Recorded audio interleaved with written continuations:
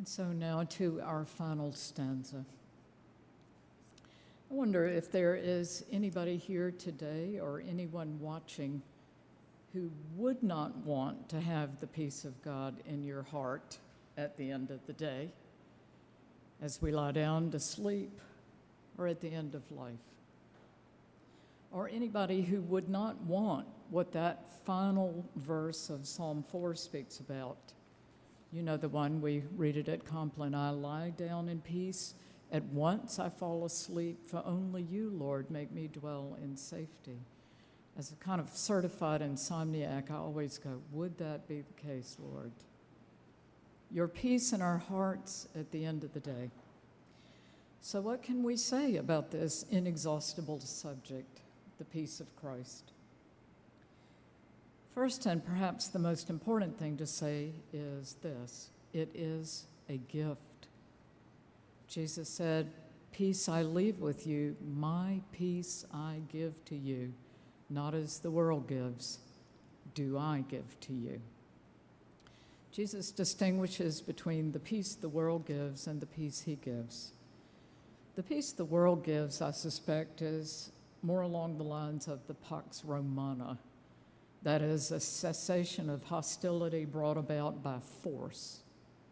It's the kind of peace that I frequently had to impose at home when my kids, or perhaps even at church, when some vestries were wrangling. You over here, you over there.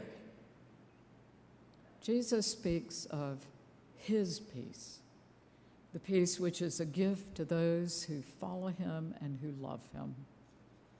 Secondly, St. Paul describes it in his great love letter to the Philippians as the peace which passeth understanding. It's a nice way of saying it's irrational.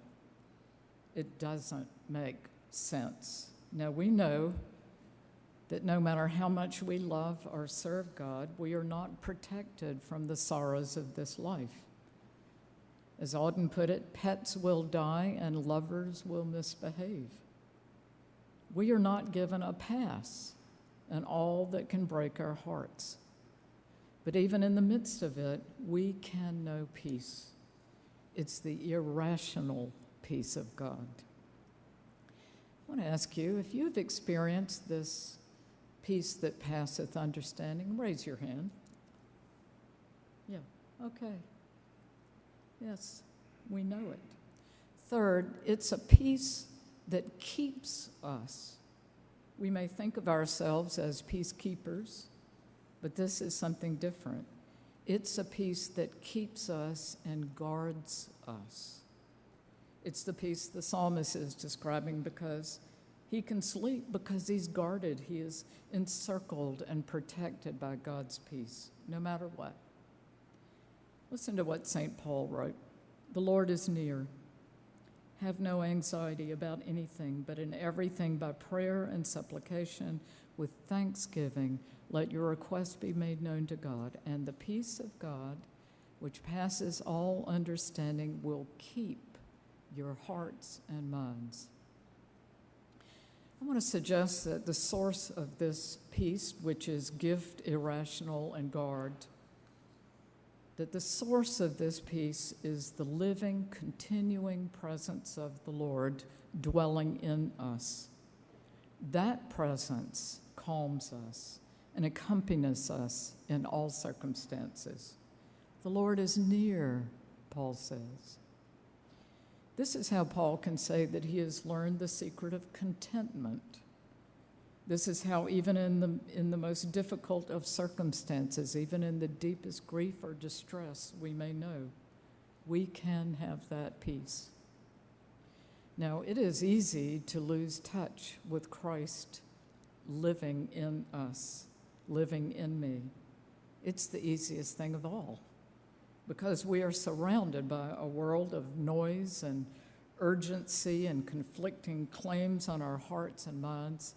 This is the human condition.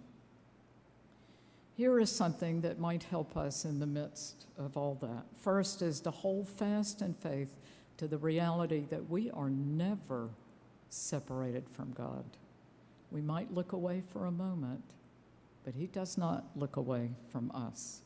The second is this, and I learned this from Father Martin Laird, who is an Augustinian monk and writer in his book, Into the Silent Land.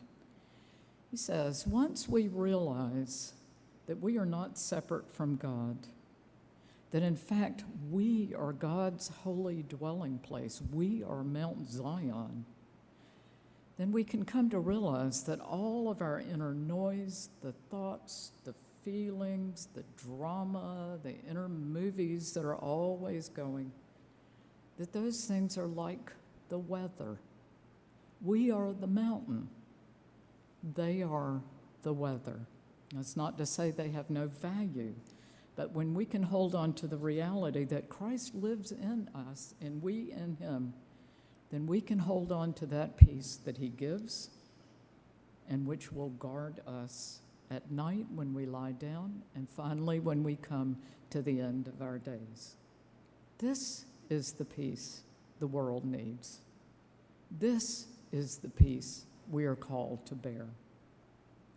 Brothers and sisters, on this day, may you know that peace. Amen.